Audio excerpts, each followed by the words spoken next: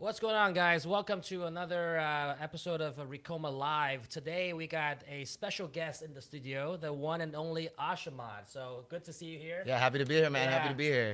He's Very been here for excited. the last several days shooting content with us, with our team here. So really glad to have him here. He was also one of our speakers at Deco Summit several years back. So glad to have him. We see him around at trade shows, and first time ever kind of being in the studio and doing a podcast together. So really glad to kind of share with you guys the topic for today, which is all about hats, right? And as you'll soon learn, Ashamad's background has been mainly focused on hats, and people generally have this stigma against kind of scared about doing hats. So we'll kind of talk about how he kind of overcame that learning curve and all of that background. So but before we get started, if you could just give a quick intro, kind of your background, how you got started into embroidery and apparel decoration, and generally what you do and where people can find you. Yeah, definitely. So my name's Ashamad, as Henry just mentioned.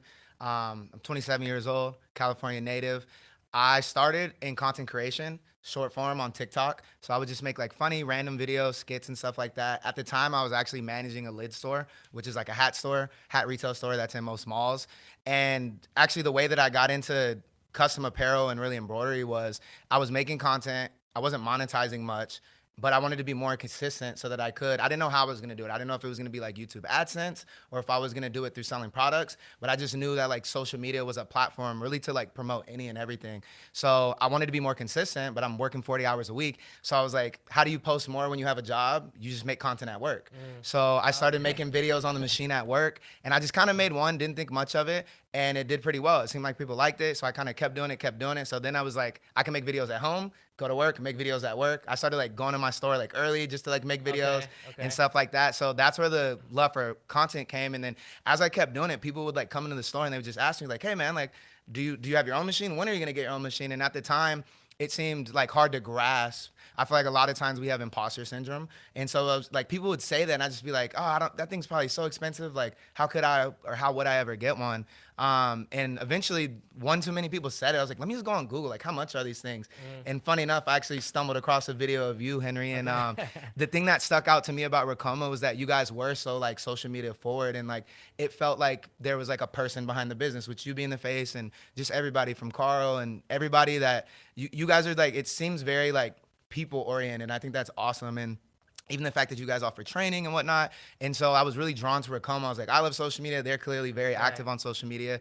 So I got connected with you guys that way. And honestly, it was history. I got my 1501 from there. And long story short, like my content, when I got my embroidery machine, it was just like endless content. Because I feel like when you're trying to make videos and you're trying to grow on social, it's about consistency. And so that was the first time where it was like, I could make 100 videos because there's unlimited things I could stitch. And so that was really a game changer for me of like finding that like niche or that home in embroidery. And it's been a crazy ride. Awesome. So something interesting that you mentioned there. So it seems like you got started in this whole thing because you were working at Lids. Yes, Okay. for sure. And so tell us about that. And like Lids is known for customizing all sorts of hats. Yeah. And then before that, did you have any sort of interaction with embroidery at all, or you No. learned all that there? Yeah, not at all. Actually, it's funny. I've worked 2 jobs in my life. My first job was Taco Bell at 17 years old. Got out of there, paid my dues there. And then I applied at Lids, and I actually was at the mall with like a stack of resumes at 18 years old, just passing them out. And I was just going store to store. And when I walked into Lids, I don't know if I never knew they had an embroidery machine or if it just never clicked. But I saw it and I was like waiting for my interview, and I just like heard the thing run in the background. I was just intrigued, and I was like asking the guy like 100 questions, like how long does it take? What is this? Like this is awesome. And I was just really intrigued. And then I remember in the interview, we were just like going casually, like what's your experience? What's this? And like I was like, hey, sorry to like change the subject, but like, do I get to learn how to use that? And then it was actually funny. I ended up getting the job because they're like, most people are like intimidated by it. And for me, I was like, oh, like that's like all I want to do. Like leave me on the machine. So that's kind of how that went about. And like I said, like I'd come into work early, stay late. Like I'd work my shift, but then I'd just be messing around on the machine for fun. And then, yeah, so like all that to say, that was my background into it. And it's kind of funny because now that I'm so tight knit with Ricoma, and like I kind of dove into the world of embroidery and like just talked to other people that share the same craft. A lot of people are intimidated by hats, but for me, I learned hats first. Like I'm to this day, taking off my cap driver, like for me is like when I get nervous. So it's like kind of a funny I opposite. see. It kind of came full circle. Yeah, for sure. So it seems like most people getting into embroidery will definitely start out learning flats. Yeah. Right, because that's the easier thing to do. You kind of like went about it in a different way because lids focus on hats, and Yeah. then that was all they customized. How and then from there you obviously kind of gain a lot of experience on how to operate the machine, what to look course. for, and like tension and just general kind of basic embroidery knowledge, right? 100%. And then you kind of got your own machine and was able to translate that into kind of running your own hats.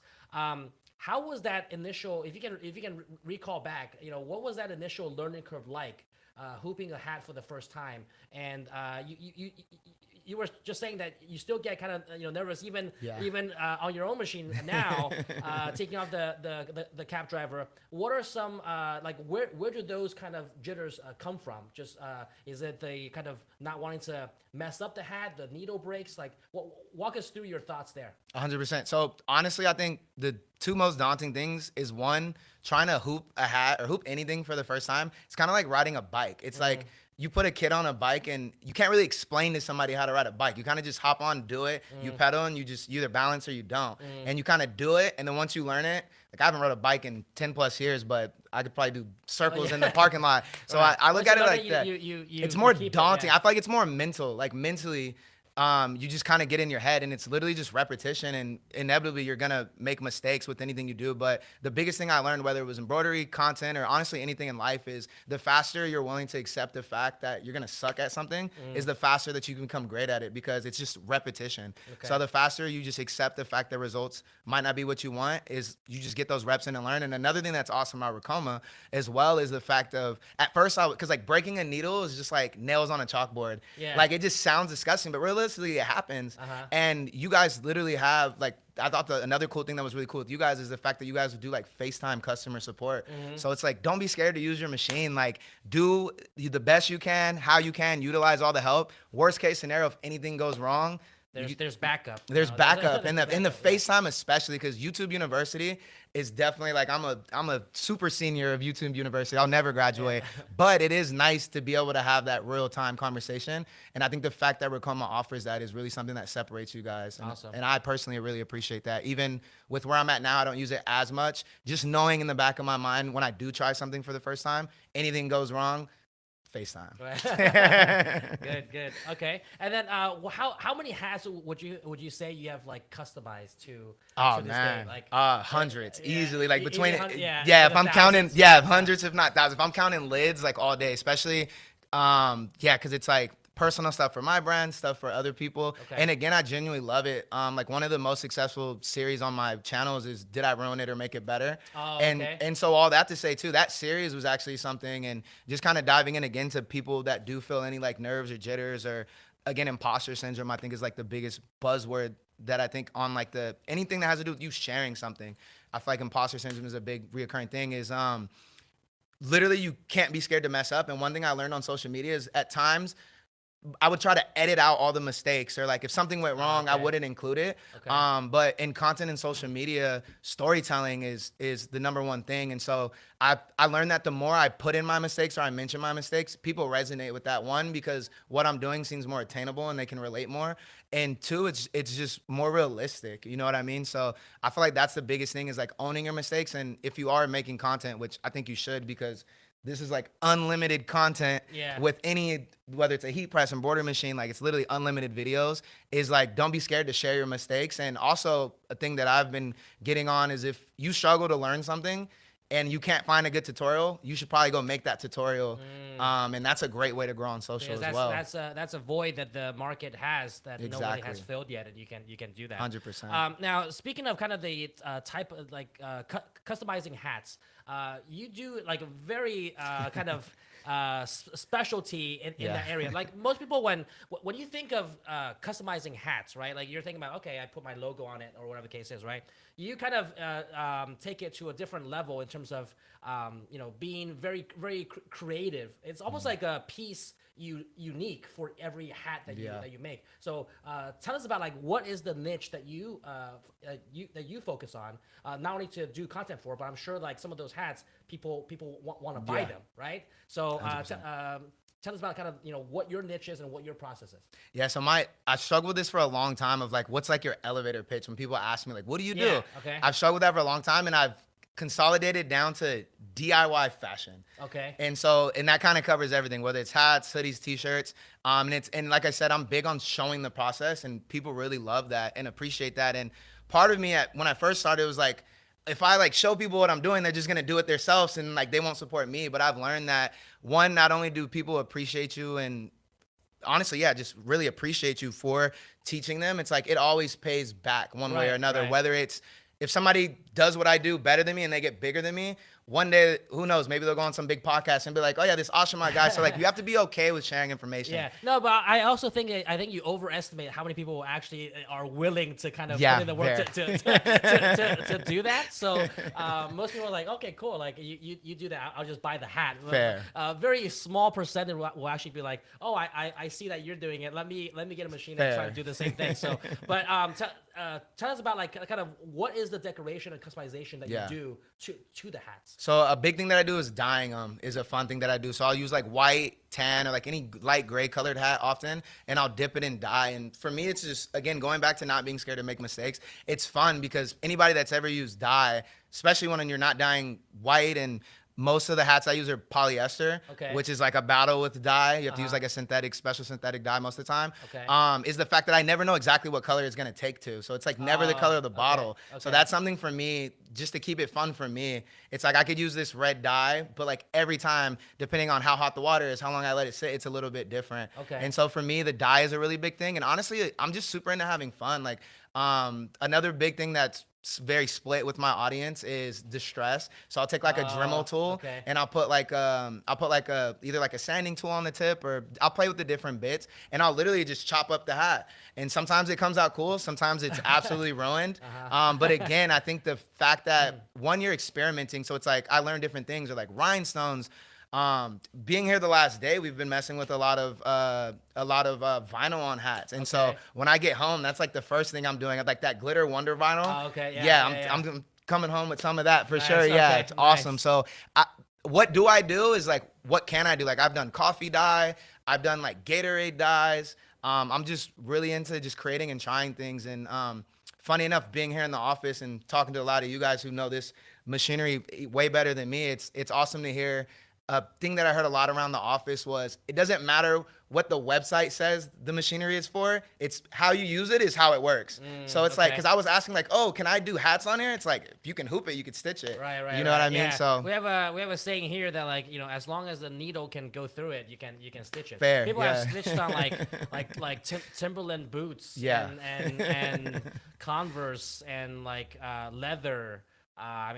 All sorts of things. Toilet paper. Like, wow, I'll have to try that one. That's a good one. So like to decorate inside of restrooms. So really the sky's the limit. It's just 100%. It's part of your and even within the realm of embroidery, there's certain things like kind of like fringe embroidery. You can like tear up the threads and make it look like hair, and so you can create really creative designs. So sure, it takes a little bit more involvement and takes longer, but that creativity comes out in like what's possible. 100%. Like so it's just up to the when people kind of when most people think about hats and hats in the world of apparel decoration, it's mostly, oh, maybe a corporate needs a bunch of logos on their hats, and that's, of course, it's like the most basic and fundamental aspect of it.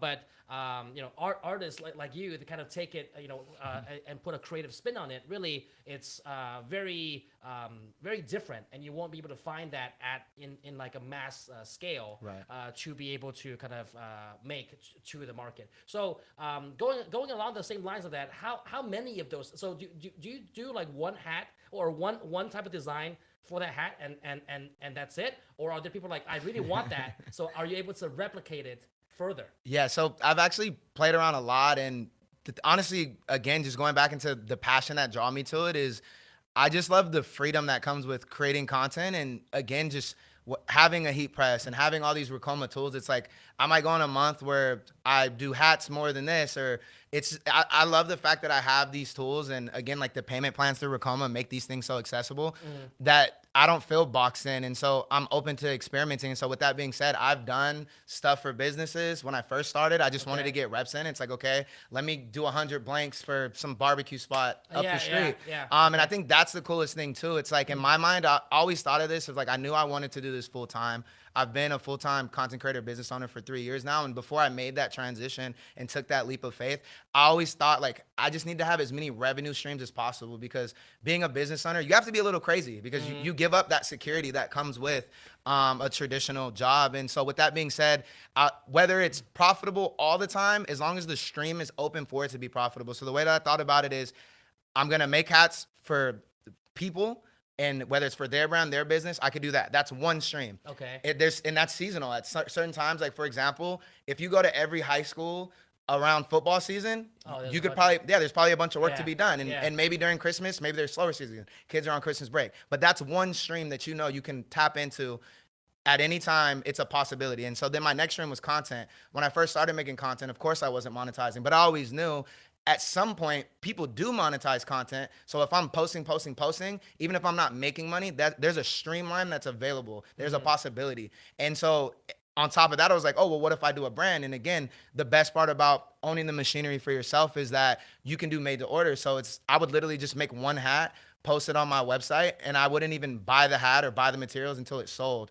And so that for me was like a really big thing of being able to do pre-orders. And it can be tricky, but if you express it and you're very clear with how it works, for me, that was like the only reason I got anything off the ground.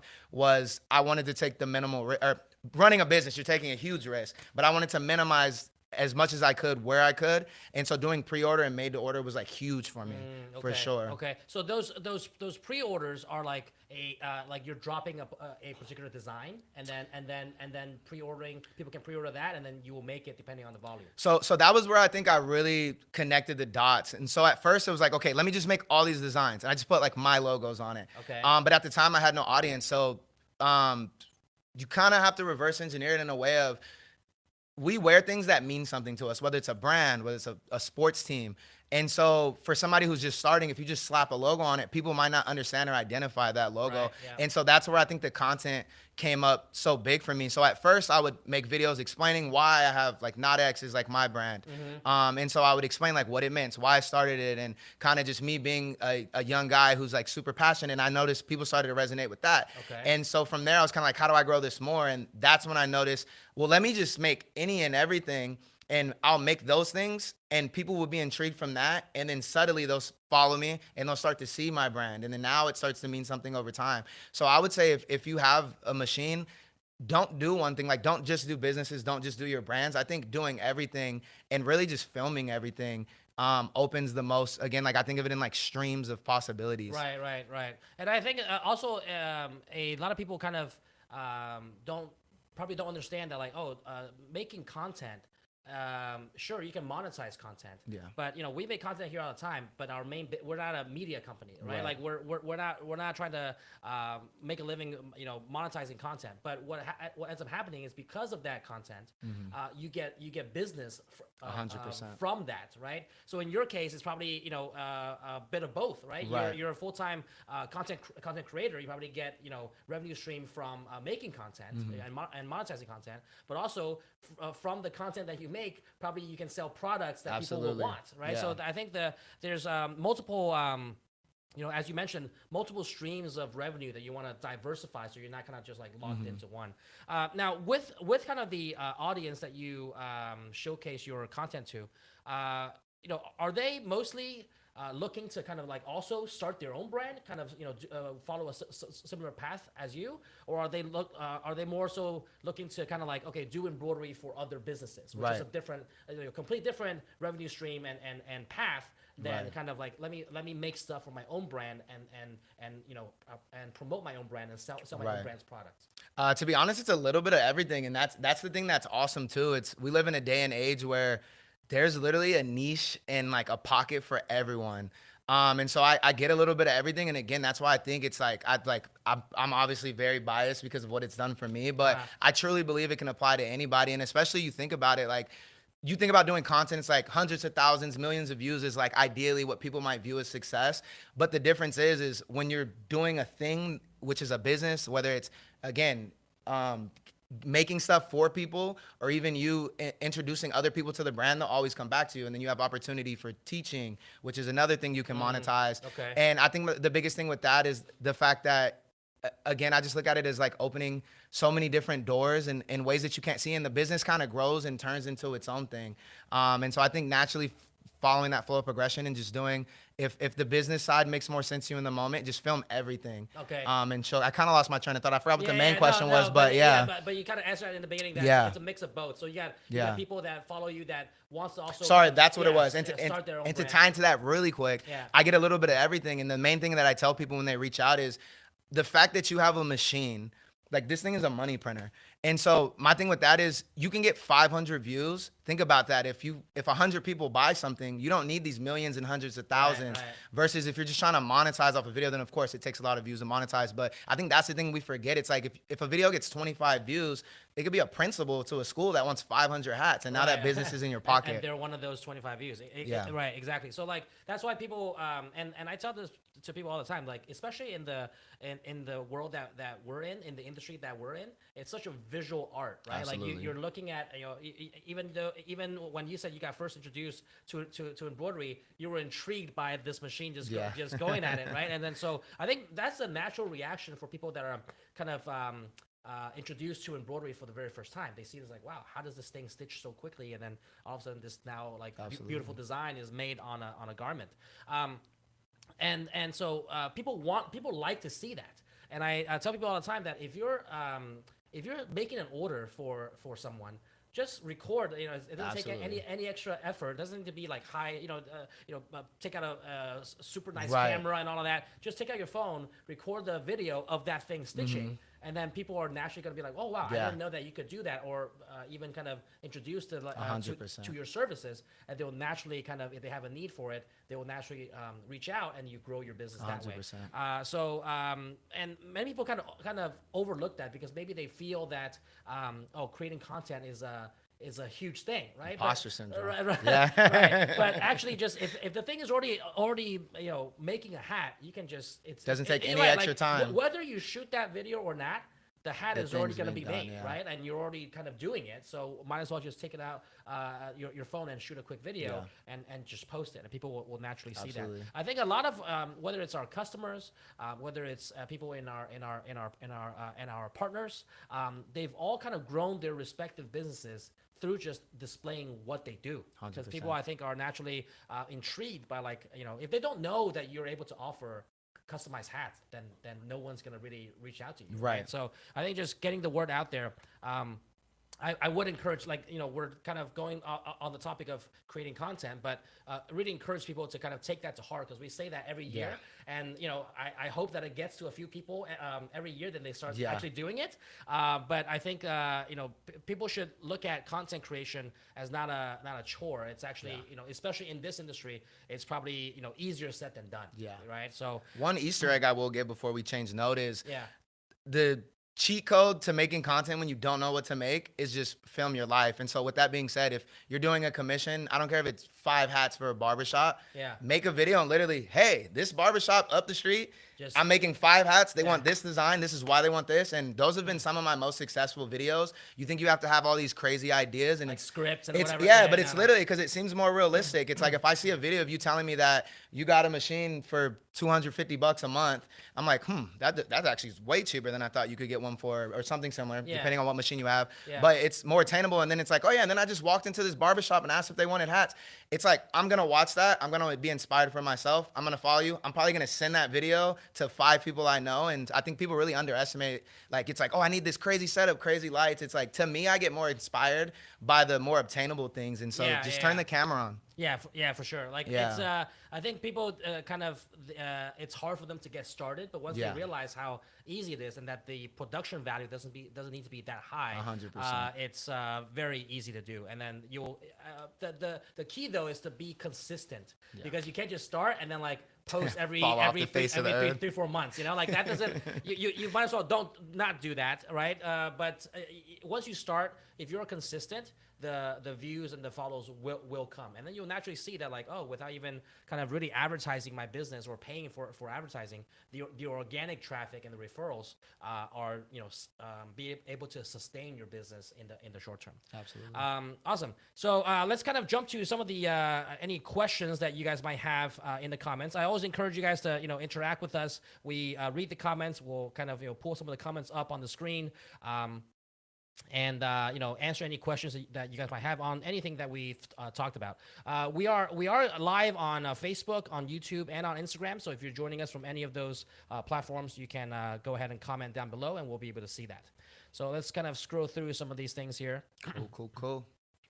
So here, this comment from Hope Yoder, who was in our studio last week. I love the marquee. I have the 2-head marquee, and it's paid for itself in 3 months. Wow. It's like that's kind of the when you have the right tools to kind of go about your business, and you have a right audience, the investment into the machine is minimal, right, compared to the revenue that you're able to gain. So great to hear that from Hope. Okay, this is a nice question here from Yvette from YouTube. Which brands of caps are good to use in embroidery?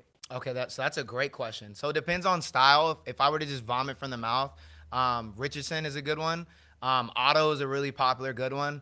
FlexFit is a great blank brand. For me, a lot of my audience is baseball hats. Okay. And so New Era is a really good brand. They can be a little more pricey, but they also do sell blanks. And actually, shameless plug, the lids. I think that's about the only place you can get them wholesale. Okay. They have something called a CCP, and you have to buy a minimum of 12 hats. So if you do want New Era blanks, that's a great place to go. Okay, I didn't know that. So Yeah. so lids, they have a wholesale program. They do have so again, shameless plug, but so technically you're supposed to get it embroidered there to qualify for it, but it's so cheap that I think they only charge like $3 for embroidery. For specifically New Era hats, it's still the cheapest you can get a blank. So you could just pay for the embroidery, not have them stitch it, and it's still going to be the cheapest blank New Era hat you can get. To my knowledge, if somebody knows better than me, please reach out. But to my knowledge, and I have looked extensively. That's interesting. So basically, pay the embroidery fee, but not have them embroidered. But then stitch it yourself. Stitch it yourself and then resell it. Exactly. Okay, that's cool. Okay, interesting. Yeah. But yeah, so we use, I think a lot of the hats that we use here are the auto caps. So we use most of them here for any of our Auto's testing. great. Yeah. So and they have a bunch of different styles. So it just depends on and obviously the Richardson hats are very popular, but they're also like notoriously known for being hard to stitch. But a lot of people like them, and Yupong is another one too. Yeah. So Yupong those are probably like 3-4 brands that you can definitely look into. All right. Let's see. What are some other questions here?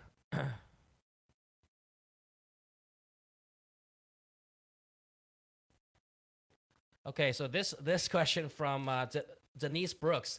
I'm scared in caps to do hats. I just got the MT 2001. So what would you say to that? How does someone overcome their fear, of doing hats? Or if Denise, you can follow up with kind of I'm just curious, kind of like what made you fearful of doing hats? I kind of want to know the background. Absolutely. But as she responds, kind of just your general thoughts. My first question, Denise, was it? Yeah. Denise would be, have you done the training yet? Yes or no? If you haven't done the training, do the training. That's the fastest way to just get your hands on the machine and kind of get comfortable. Other than that, just literally just dive into it. Like, I hope by the end of this, make me a promise that you'll just go try it. Like, there's literally no way around it. Again, like, I always like to relate things back to like riding a bike, because it's the most simple thing ever. It's like you either get on the bike or you don't, and it's like you can't learn unless you do it. And literally, like, I would love if, I don't know, maybe you're more well spoken than me, but like I don't know how I can explain to somebody to ride a bike, you know, other than just like you got to hop on it. And again, if you haven't utilized the Racoma training, please do. If you have utilized it, give it a shot, and you just have to get the reps in. Maybe start with something simple on the front. Buy a bunch of cheap hats. That's what I did when I first started. I just didn't even care about the quality of the hat, or even just stitching on the flats. Just to practice. Yeah, even just stitching on the flats. Like get like some felt sheets and just get used to going through the system. And literally the hardest part is hooping it, in my opinion. Okay. And you can't really go wrong after that. Okay. I mean, the one thing I would say is that, look, worst case, right? You break a needle or whatever the case is, the machine's not going to break. Yeah, I think 100%. Probably maybe that's kind of what gets people hung up. They're like, oh, what if I mess up and then thing breaks?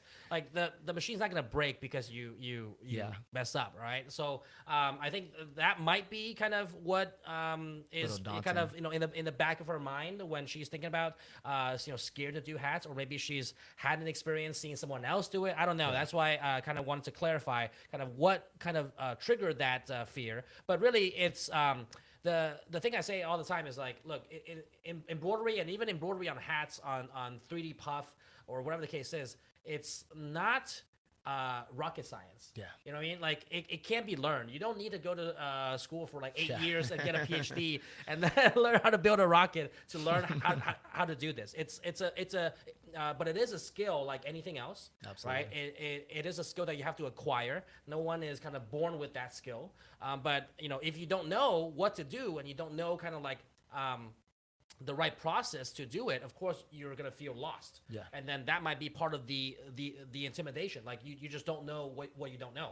But once you know, and then you implement what you know through practice, through repetition, you will get good at it. Just like riding a bike, or learning how to swim, or learning how to run, learning how to crawl, right? Like those are all things that humans had to have gone through, right? Absolutely. So this is no different than any of that. I think it's absolutely true that without trying it, you're never gonna learn it. Yeah. Right. So it's overcoming that fear, and perhaps if anyone else in the comments have maybe have overcome that struggle, can kind of chime in and kind of talk about your experience of how you overcome that fear of doing hats, and then maybe your transformation from not being able to do it to now being able to do it. That might give Denise some confidence to kind of take that leap. Yeah, you got this, Denise. All right. Let's see here.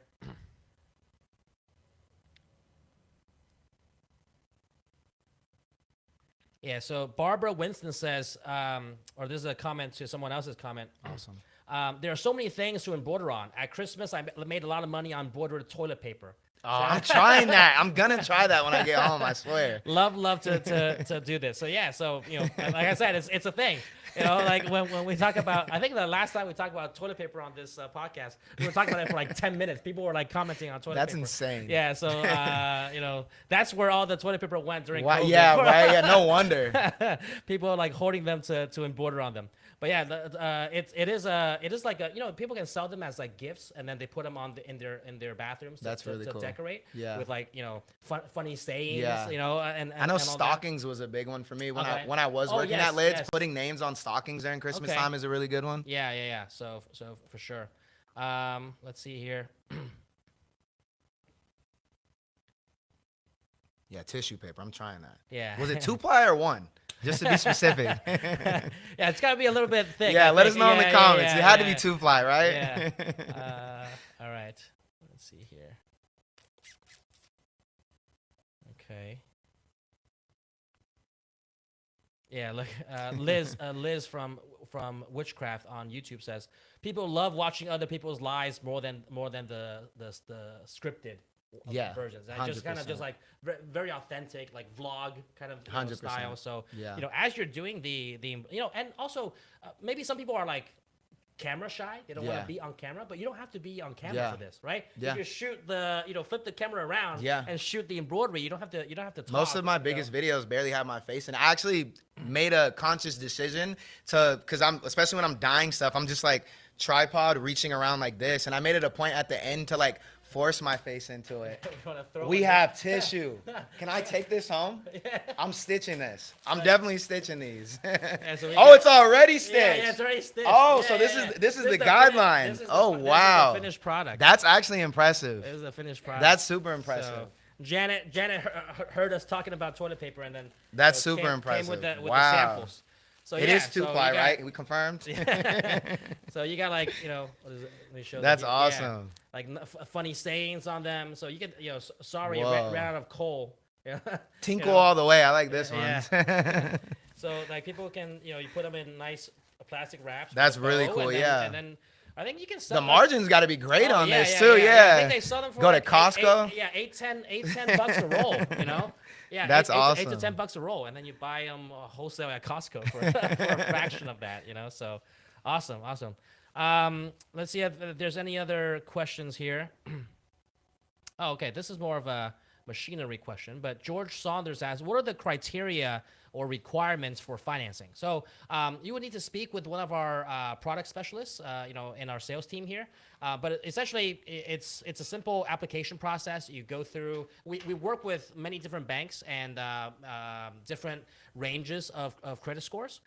So it kind of like you do an application and it goes through several banks and see which one gets approved. So fairly simple process. It's I believe like a 3-minute application on your phone, and then it kind of gives you a decision right away. So but we work with kind of banks that tailor to all kinds of credit profiles and credit ranges. So don't be worried about that if your credit, you know, isn't A+, but there are banks that kind of, you know, take on, you know, those type of financing. All right. So, you know, our team can drop a link down below where you can fill out a form and talk to one of our team members here. They can guide you through that. Okay. Shelly Garcia asks, are there any specific videos for embroidering on different parts of the hats? Example, side embroidery, front embroidery.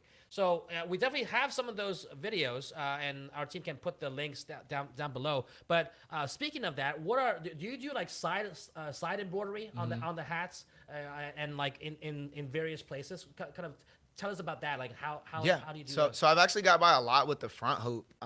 You can actually okay. even stitch the back with the front hoop. I learned again, it's like the more you Oh, you learn just gotta to rig turn it, it to around? spin it around. Yeah. Okay. So I'm actually just like I found out here that you can use a mighty hoop to stitch the side and the back from okay. Carl, which I was like mind blown. And again, that's the thing. It's like I've been stitching stuff for. It's crazy. It sounds weird to say, but like close to 6-7 years now. And I'm still learning new things. So you can get by a lot on the front hoop if you're being very minimal. But there are like a lot of third party, like Hoop Tech is one. Like I really like their side hoop. And there's a lot of good stuff out there for sure. But again, don't let that be hold back thinking that you need equipment. You can get by a lot with the front hoop. A lot of what I do is normally like the front and the sides of the hat. Honestly, I've even stitched like the band around like Christmas time. Okay. Like the sweatband, the inside sweatband. You can even Oh. flip that out. Okay. Well, that's very small to stitch on. Yeah, it was very small, and again, maybe not as a starter, but I felt comfortable enough to experiment. Oh, okay. And I actually put like initials in there for like my dad one year for Christmas, and that was really cool. Nice. Yeah, Wow. Okay. Yeah. How were you able to hoop? So I just flipped the tab out, and then I Okay. used one of the Hoop Tech. I don't know what it's called, but it's like an octagon. small- oh, okay, And it's okay, like okay, it yeah. has a little spinny And- and- flap, and- and yeah, you just okay. shut it over. So obviously it didn't occupy the whole space of the hoop. Okay. But I just stitched it at like a 0.5. Wow. Yeah, and crazy. again, like to me, like that's the stuff I love. Like I'll just try it. Did I break a needle in the process? Absolutely. But you know, I swapped the needle out, and it came out cool. My dad loved it. Okay, Has it to nice. this day, and again, like your creativity is literally the only holdback, as to say. I see. Oh, right. Well, that is the first time I've heard someone stitch on the sweatband. Oh, wow, really? Yeah. I thought at first you meant like the lid. Oh. Like the front lid. Yeah. 'Cause I've seen those. Although those are, because it's like more hard. It's hard. Yeah. It's hard to stitch. And most of the stitching done on the lid is done prior to the hat Gotcha. being assembled. Gotcha. But first time I've ever heard someone stitch on the Yeah, on the sweatband. sweatband, yeah. Like, that's why I was like, wow, that's pretty cool. Okay, this is more of a, I guess, a technical question, but someone asked from YouTube, how do you stop the cap from shifting during the embroidery process. I clip the back on the two prongs, like using the clips, but still some caps move or buckle. So I think that's mainly in the hooping, isn't Yeah, it? You got to hoop it, 100%. very very tightly. Are there any kind of special tips or tricks that you do that kind of works for you when you're hooping the hat to make sure it's stable? So not necessarily. I think again, just repetition. When I first got into it, I realized how vital the hoop was. Yeah. To just stitching it straight even can come down to whether or not you hooped it right. So I would say like literally just getting reps in with the hoop, and I just got really tedious to the point where if the band when you fold over isn't like perfectly tracing Okay, the bill, yeah, I like made a rule with myself like I'm not allowed to stitch it. So whether it takes me 5 minutes or 10 minutes, I think Okay. just practicing the hoop clips is a really good one. Depending on what I'm doing on the side, especially with snapbacks, because like there's the buckle and the opening in the back. Yeah. I've used tape to like kind of hold it down sometimes, Okay. like a small piece of tape. Okay. So kind of getting crafty, but like you said, I think a big chunk of those problems can come from just really taking the time to understand how to hoop it properly. correctly. Yeah, yeah. And even Denise was saying that it's as we asked her the question, like, why is there fear, right? It's the hooping. So yeah. it is the hooping. So yes, I mean, I think it breaks down to two things. Proper cap embroidery is 50% on the hooping and 50% on the digitizing. 100%. And I think and that makes 100%. Yeah. No pun intended. Yeah. And so with the 50% of hat hooping, yeah, if you hoop it crooked, it's loose. The band is not right at the brim Yeah. of the cap. All of that is going to create issues. It's going to create puckering. It's going to create needle breaks, Yeah. thread breaks, right? All of Bunching. those issues. And even someone said, "Oh yeah, my hat is shifting." Yeah, that's because probably the fabric is not like taut. It's Yeah. not tight. So if you have wrinkles in it, you have to Yeah. rehoop it. So those are the like tiny details that people need to pay attention to make sure that you're hooping properly.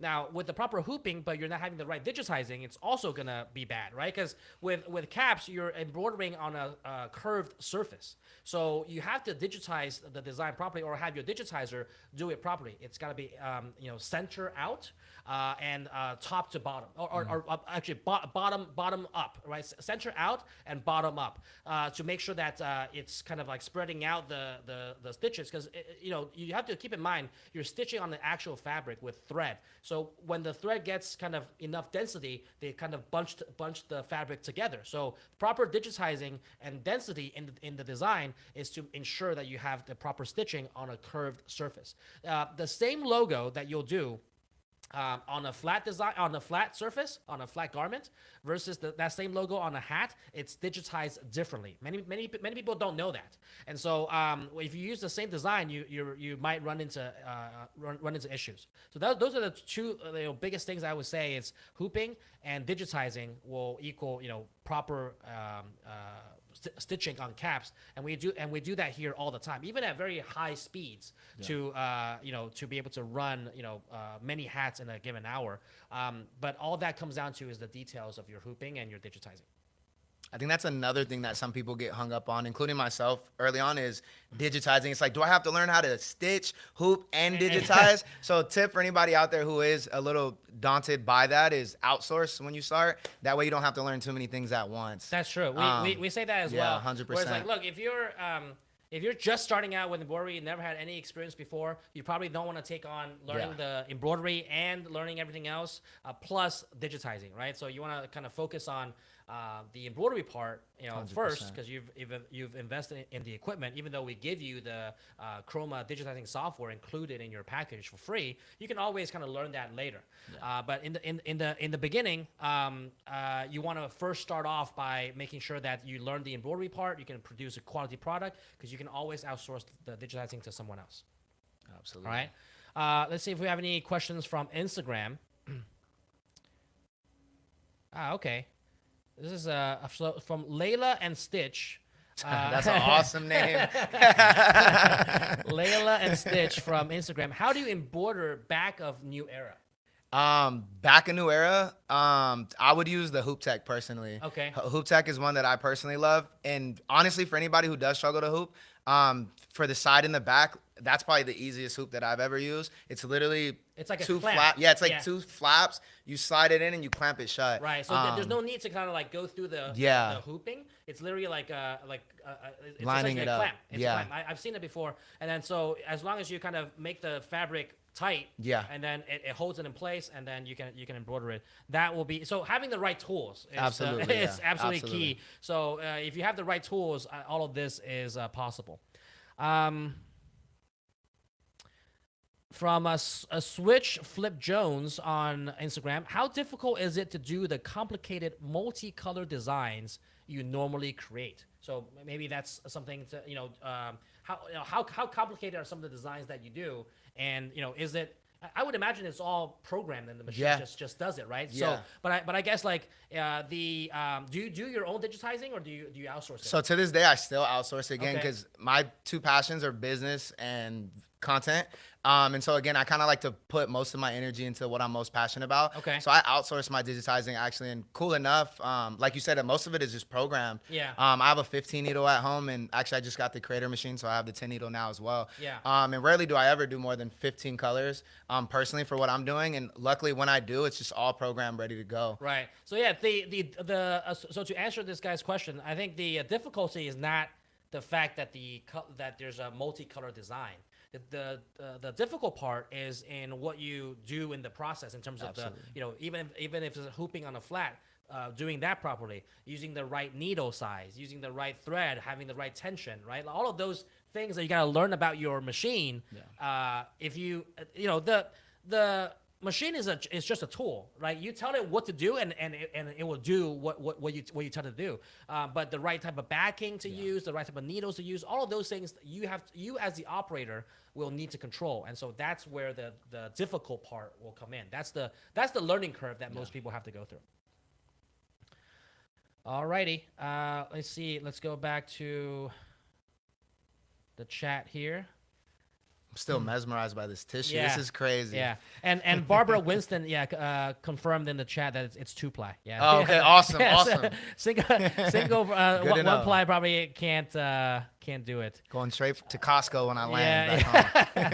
And buying a pack of Charmin. Absolutely.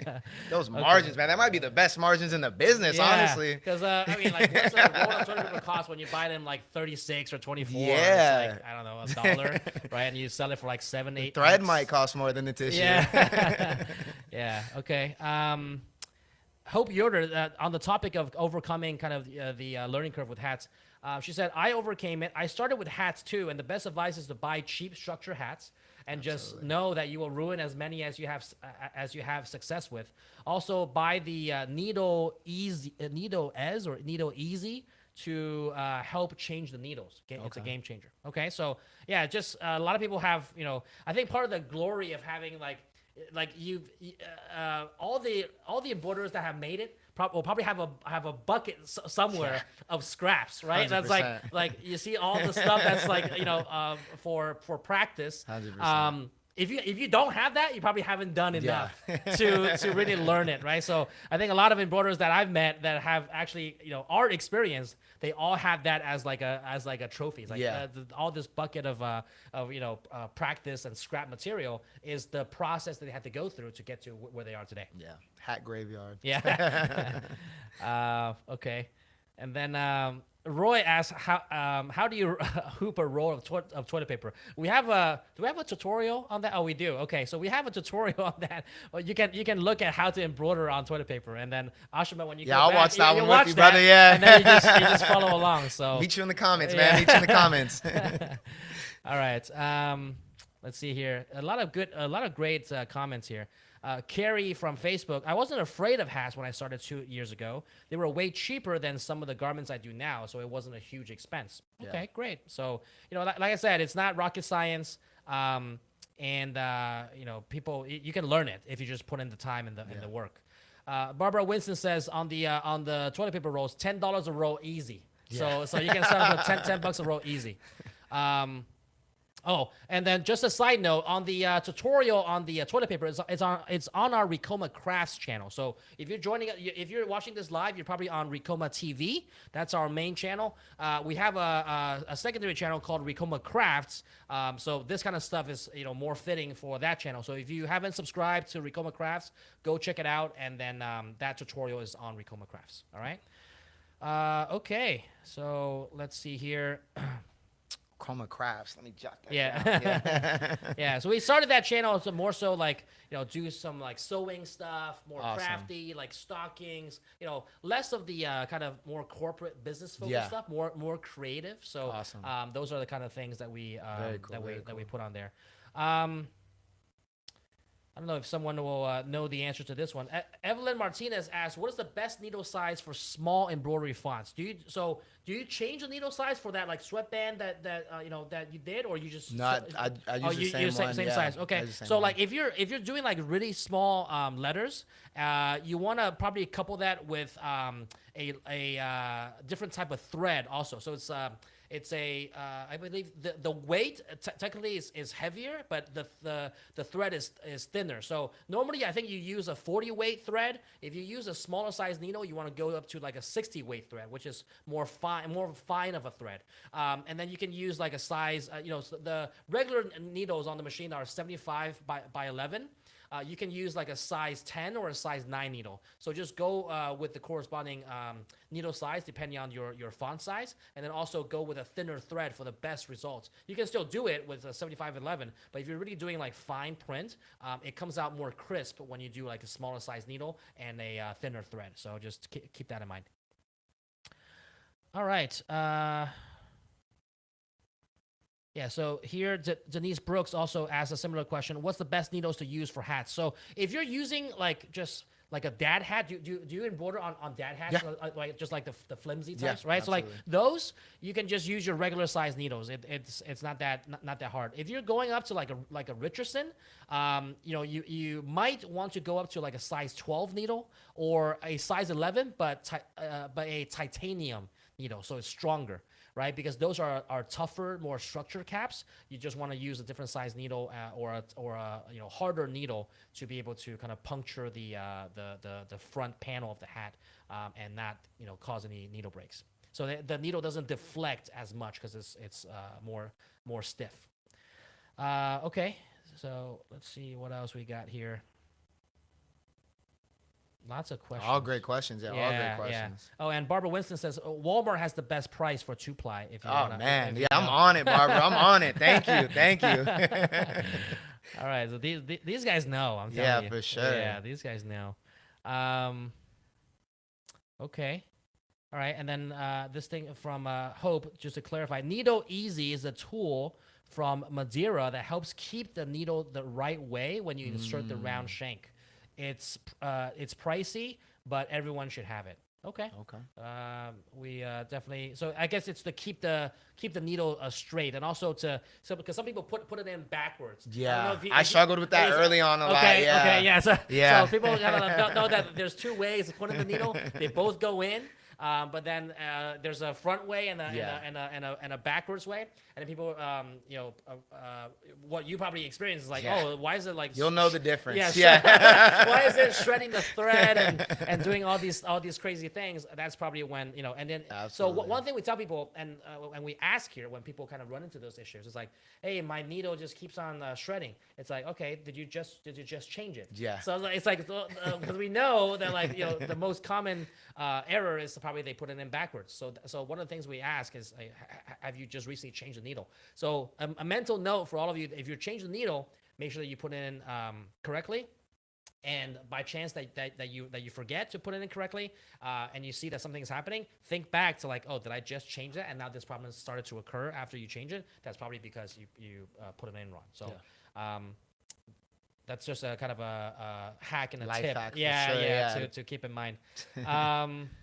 Have you made any patches before? I haven't, but I really want to. Okay, I really because want you can to. also like do like heat transfer patches onto caps, Yeah. or even like stitch, or yeah, just make the patch and then put it on like a jacket or 100%. whatever the case is. Because someone here asked like, I've been trying to make a patch. How do you do it the correct way? So patches. It's a whole other topic. We do have videos on that, but essentially you have to have the right backing, and then you got to have that kind of border, that satin stitch border, to make it look like a patch. And then you cut it out, and then you can either stitch it on to a different garment, or some people put like a heat bond in the back of the patch, and you can do like an iron on or heat transfer using a heat press. So besides toilet paper, maybe something to definitely to try with and going back to margins, that's actually a really good one too, because you can just sell the patches as is on a sheet. Yeah, exactly. And just you could sling those all day. Exactly. So Yeah. people, what we tell people is like, if you just want to focus on making patches, you Yeah. can make them in like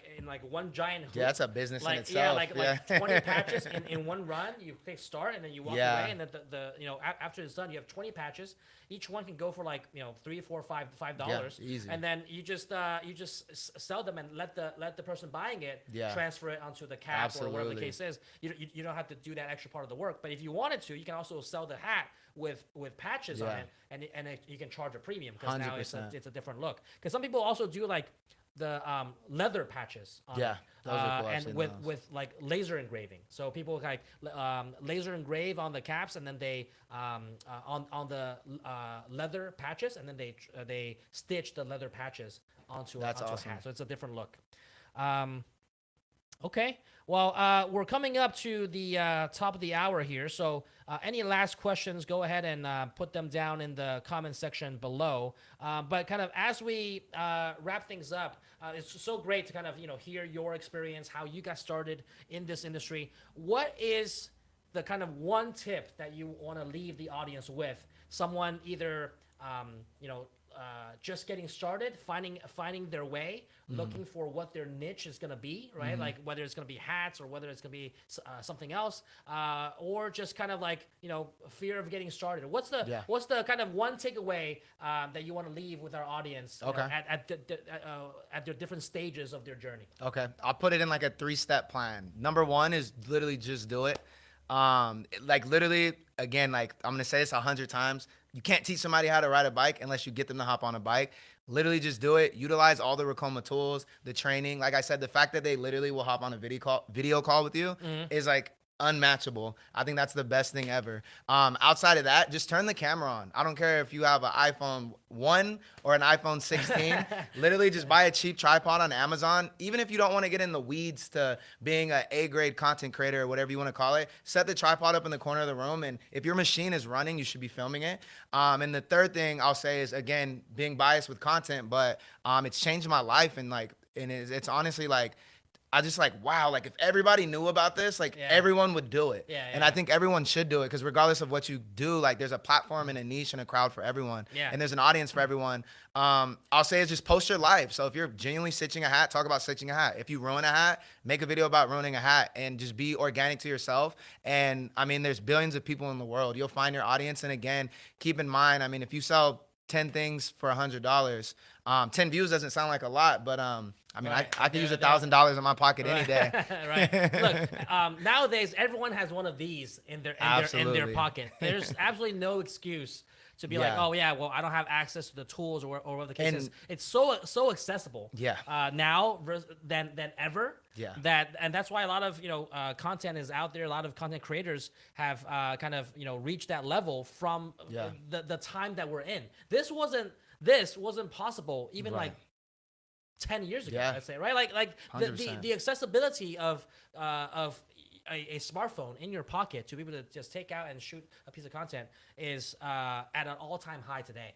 Right? And so it's just about document. The one thing I would definitely emphasize on is like, you don't have to have a crazy setup, and if you just think about how you approach content, it's just, I just want to document my process. If you just document, that itself is content. Because people watch. Talk about what you're doing. You don't have to think about what you're doing. You're just explaining what you're doing. You're just explaining what you're doing, and just documenting. And that can also, for business owners that's doing this, and wanting to scale, that can be like the operating procedure, like the SOP for your employees down the road for how Absolutely, to yeah. do that thing, right? Yeah. You're just documenting this is how you That IP lives forever. This is how you Yeah. hoop a hat, right? And then if you document that, people find that intriguing, and then they will know your service. And then also it serves the third purpose of if you scale and you hire someone to do it, now Yeah. you have on Training video guides, yeah. the training material to train someone. So it's like it just serves so many different purposes.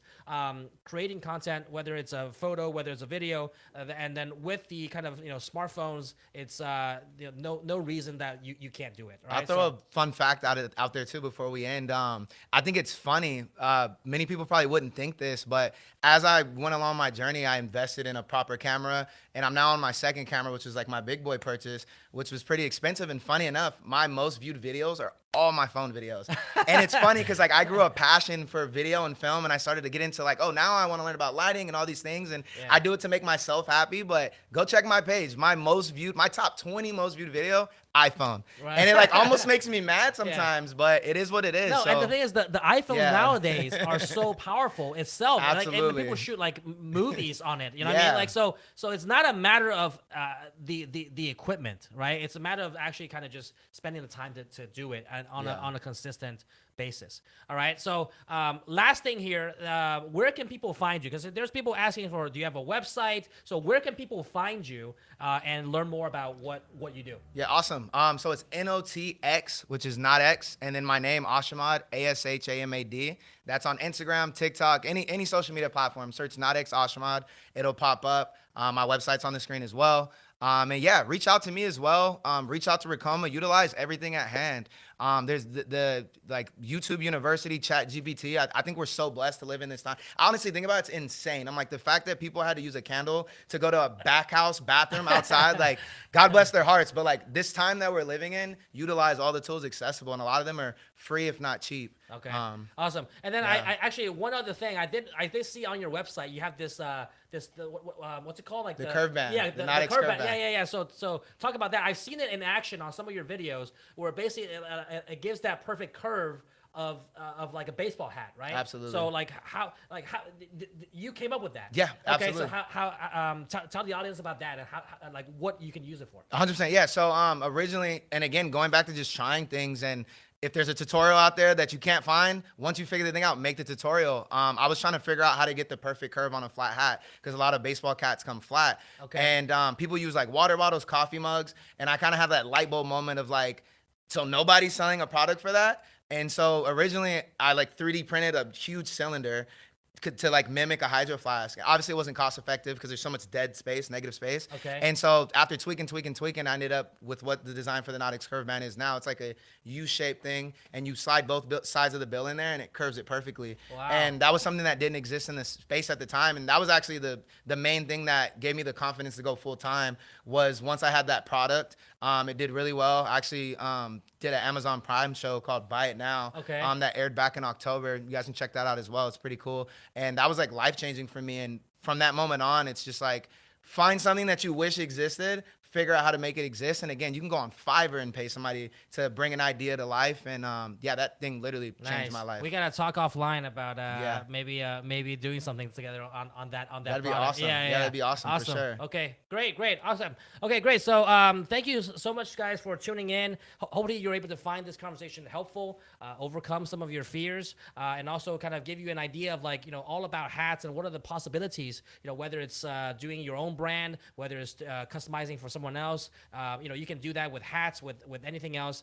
But don't be afraid of kind of starting with hats. Many people even in this chat has overcome that fear and has now gotten very well versed at doing hats. So while it might be intimidating in the beginning, as we've repeatedly said throughout, it's just a matter of practice. But you got to start in order to kind of gain ground in learning that skill. So it's not gonna come to you naturally without you putting in the work. So with that said, thank you so much for coming into the studio, and you'll be here like every quarter, so we'll be seeing each other and doing a lot more content, and hopefully you guys found this helpful, and tune in next month for another Racoma Live. See you guys next time.